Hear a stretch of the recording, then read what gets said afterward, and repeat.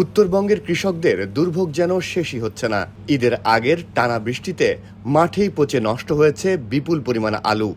সেই ক্ষতির ধাক্কা সামলাতে না সামলাতেই এবার ধান চাষেও বড় ক্ষতির শিকার হলো কৃষক। বগুড়ার শিবগঞ্জ উপজেলা এবং জয়পুরহাট জেলার কালাই উপজেলার কয়েকটি এলাকায় দেখা যায় অনেক কৃষক পচে যাওয়া আলু জমি থেকে অপসারণ না করেই বোরো ধান রোপণ করেন। পচা আলু থেকে তৈরি হওয়া বিষাক্ত গ্যাসের কারণে ধানের চারা দ্রুত মারা যাচ্ছে। ওই এলাকায় প্রায় ৩২০ বিঘা জমির ধান ক্ষতিগ্রস্ত হয়েছে। কোথাও পুরো জমির ধান নষ্ট, কোথাও ৭০ থেকে ৯০% পর্যন্ত ক্ষতি হয়েছে। অনেক কৃষক একাধিকবার ধান রোপণের চেষ্টা করেও ব্যর্থ হয়েছেন।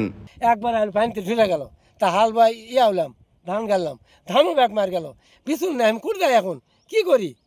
সব আমার শেষ। ফিরে ৭ থেকে ৮,০০০ টাকা ধান গাড়ি নিলাম, তাও শেষ। হাল বাড়লাম ৩-৪ হাজার টাকা দিয়ে, সেটা আমার। দুইবার করে ধান লাগাচ্ছি, বিচুনও পাচ্ছি না, কিচ্ছু পাচ্ছি না ভাই।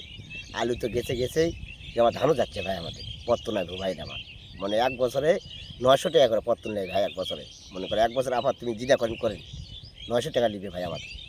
শত শত হেক্টর আলু নষ্ট হয়েছে। এর সঙ্গে ধানের ক্ষতি যোগ হওয়ায় কৃষকরা এখন বড় আর্থিক সংকটে।